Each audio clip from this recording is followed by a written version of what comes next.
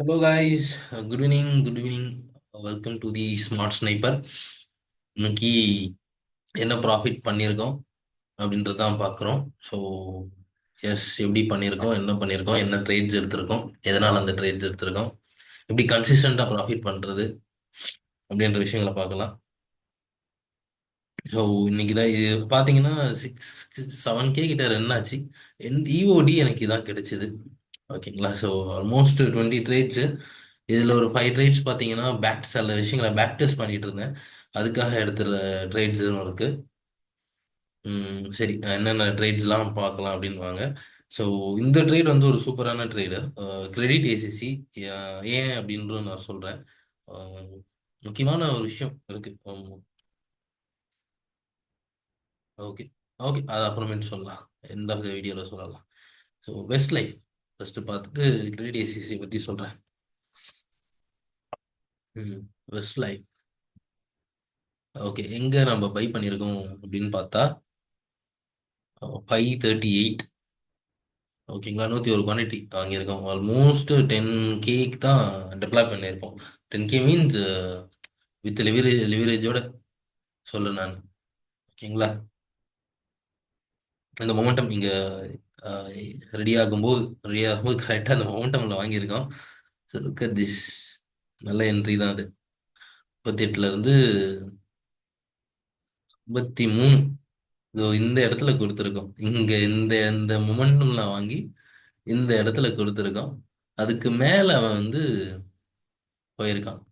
So எத்தனை percent movement கொடுத்துருக்கு அப்படின்னு பார்த்தீங்கன்னா 2.5%.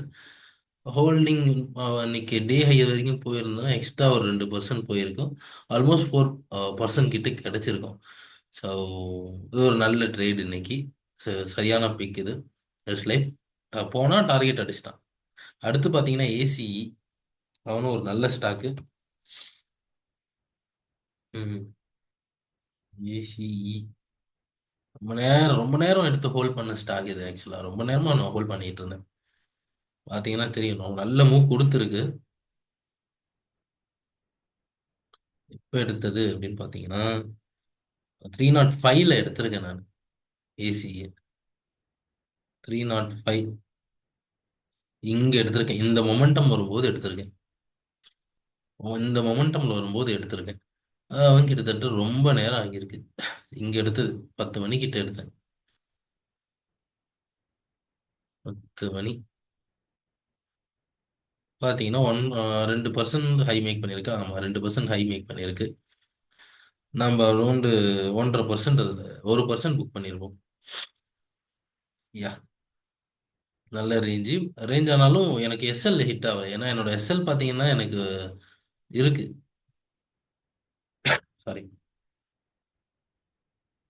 2% வந்திருக்கானே. பரவாயில்ல, நான் ஏதோ ஹோல்ட் பண்ணி வச்சிருந்துருக்கேன். ஓகே. ஏன்னா என்னோட எஸ்எல்ஏ 1.5% தான். 305. எஸ், பை எவரேஜ் 305 தானே வச்சிருக்கோம். ஓ எஸ், அதானே பார்த்தேன். 308ல இருக்கு. 305 இங்க இருக்கு. அப்படின்னா பார்த்தீங்கன்னா 1.75% கீழே வந்திருக்கு. Okay, okay, okay. நான் 10Kக்கு பையிங் வேல்யூ போட்டிருக்கேன்னு நினைக்கிறேன். எஸ். அடுத்தது கேவிபி. கேவிபி இன்னைக்கு நியூஸ் இருந்தது. ஸோ அதனால இந்த ஸ்டாக்கை நான் பிக் பண்ணேன். காலையிலே பிக் பண்ணி காலையிலே எடுத்திருந்தேன். ரொம்ப நேரம் ஆனால் சோதிச்சிட்டான் கேவிபி இன்னைக்கு. எங்கே என்ட்ரின்னு பார்த்தீங்கன்னா 221. அதாவது இந்த இடத்துல 221 இங்கேயே எடுத்து காலையில் ஃபர்ஸ்ட்டு இங்கேயே எடுத்துட்டு இருக்கேன். எஸ். பட் கீழே வந்து அதுக்கடுத்து மோண்டம் பிக் ஆயிருக்கு. இதுக்கடுத்து இங்கே வந்து நல்ல ஒரு மோண்டம் பிக் ஆயிருக்கு. பட் நான் கொடுத்தது இந்த இடத்துல கொடுத்துருக்கேன். 1.7% இதில் ரிட்டர்ன் வந்திருக்கு. ஓகேங்களா? So okay. கிரெடிட் ஏசிசி அது என்ன அப்படின்றத சொல்கிறேன். இதில் நீங்கள் பார்த்த எல்லாத்துலேயுமே ஒரு சிமிலாரிட்டி இருக்கும். ஓகேங்களா? ஸோ எஸ், ஆக்சுவலாக இதை நான் இங்கே பிக் பண்ணியிருக்கணும். இங்கே நான் மிஸ் பண்ணிட்டேன். ஓகேங்களா? காலையில் இதை மிஸ் பண்ணிட்டேன். சரி, அடுத்தது பார்த்தீங்கன்னா இந்த இடத்துல பிக் பண்ணேன். ஓகே, இந்த பிரேக் அவுட்ல பிக் பண்ணேன். எல்லாத்தையுமே ஹோல்ட் பண்ணியிருக்கணும். இதையாவது நான் ஹோல்ட் பண்ணியிருக்கணும். ஓகேங்களா? ஸோ இதையாவது ஹோல்ட் பண்ணியிருக்கணும். கரெக்டா 1% புக் பண்ணிட்டு நான் வெளியே வந்துட்டேன். ஸோ ஆனா அவன் எங்க, அதாவது இங்க பாருங்க, கிரெடிட் ஏசிசி 950, 962 வித்துருக்கேன். ஓகே, 950லேருந்து 962, ஒன்றரை பர்சன்ட். ஓகேங்களா, நான் இப்போ போட்டது 10K தான் பையிங் வேல்யூ. ஏன்னா வெளியே ஆல்ரெடி இருந்த அடுத்த பிரேக் அவுட்ல நான் என்ட்ரு அதனால போட்டேன். ரிஸ்கே பார்த்தீங்கன்னா 500 தான் எடுத்தேன். அந்த 1:1 ரிவார்டு, வெளியே வந்துட்டேன். ஓகேவா, ஆனால் அவன் எவ்வளோ தூரம் போயிருக்கானா, 1:7.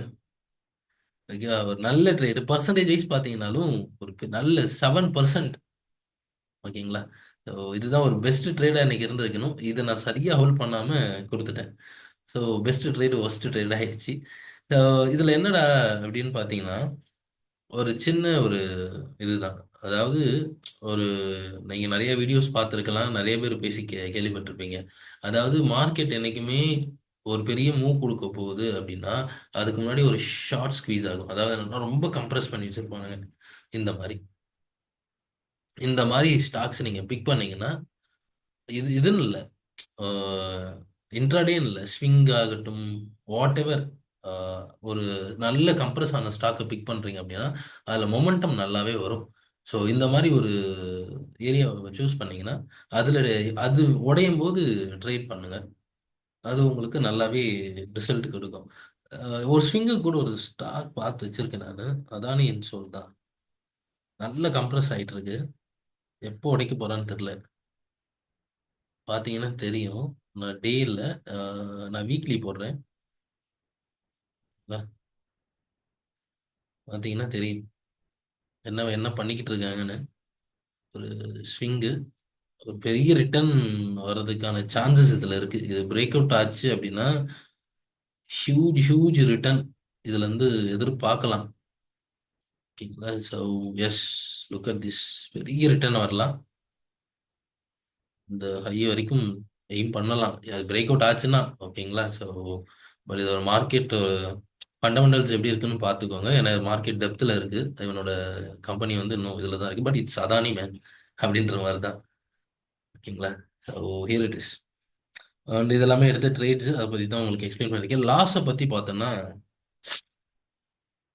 யா, இன்னொரு முக்கியமான ஒரு ட்ரேட் ஒன்று இருக்கு. எஸ், இங்கே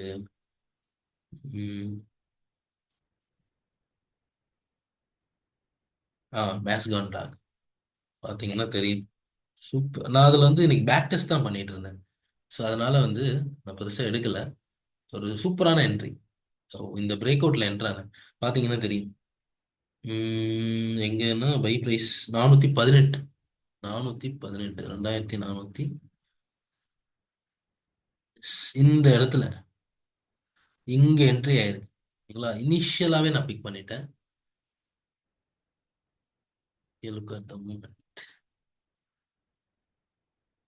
வீக்லியில் இருக்கு. சாரி, இது 2418. யா,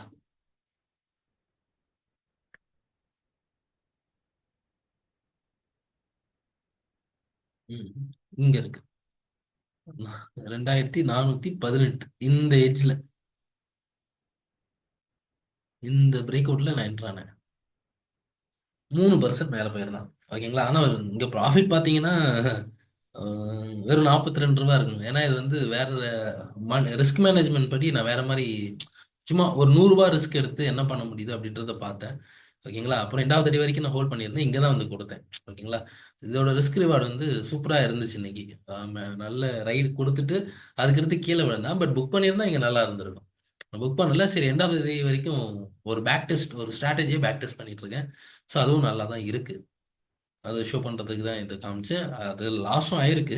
இங்கே பார்த்தீங்கன்னா தெரியும், 1, 2 இதெல்லாம் அதில் டெஸ்ட் பண்ணது தான். பட் ஓகே, ஒன்றும் பிரச்சனை இல்லைன்னு வச்சுக்கோங்களேன்.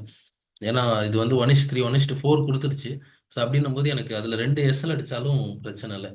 ஸோ கைஸ், மார்க்கெட்டில் வந்து நீங்கள் ப்ராஃபிட் பண்ணணும் அப்படின்னா ரிஸ்க் மேனேஜ்மெண்ட், ஓகேங்களா, அதை ஃபாலோ பண்ணணும்.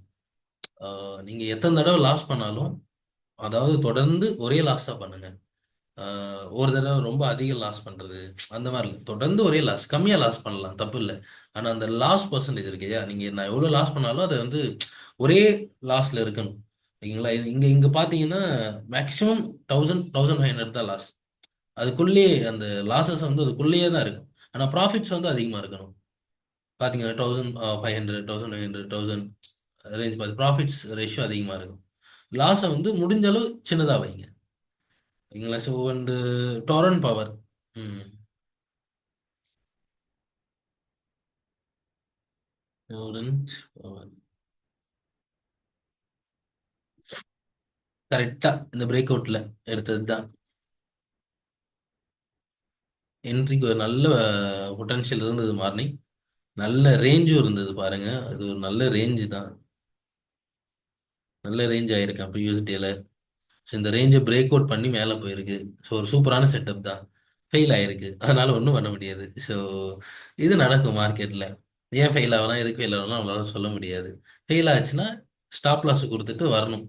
நம்ம ஈகோவை பிடிச்சிக்கிட்டு நம்ம இல்லை அது எப்படி ஃபெயில் ஆகும், இதானே செட்டப் அப்படின்னு நம்ம அவ்வளோ கான்ஃபிடென்ட்டாக இருக்கக்கூடாது. மார்க்கெட் அன்சர்டனிட்டி என்ன வேணாலும் நடக்கலாம். ஸோ லாஸ் ஆகுதுன்னா அதை அக்செப்ட் பண்ணிட்டு எஸ்எல்ல கொடுத்துட்டு வெளியே வர்றது தான் உத்தமம். ஓகேங்களா? ஸோ இதுதான் கைஸ் இன்னைக்கு நம்ம பண்ண ட்ரேட்ஸு. ஸோ எதனா உங்களுக்கு டவுட்ஸ் இருக்குன்னா நீங்கள் தாராளமாக கமெண்ட் பாக்ஸில் சொல்லலாம். அண்டு நம்ம சேனலில் நிறைய பேர் பார்க்குறீங்க பட் சப்ஸ்கிரைப் பண்ணலை. ஸோ கொஞ்சம் அப்படியே சப்ஸ்கிரைப் பண்ணி சப்போர்ட் பண்ணீங்கன்னா அடுத்த ட்ரேட்ஸ் என்னோட ஜேர்னியில் நான் என்ன பண்ணுறன்றதை நீங்களும் பார்க்கலாம். நிறைய அப்டேட்ஸ் இருக்குது. So okay super. இன்னைக்கு நல்ல ரேஞ்ச் ஆயிருக்காங்க. இந்த ஸ்டாக்கை நாளைக்கு எடுத்து வைக்கலாம். இந்த ஸ்டாக் நல்லா தான் இருக்கு. ஸோ நாளைக்கு இந்த ஸ்டாக்கை வாட்ச் பண்ணுவோம் என்ன நடக்குதுன்னு பார்க்கலாம். So thank you guys. ஸோ நாளைக்கு பார்க்கலாம். Yeah thank you bye.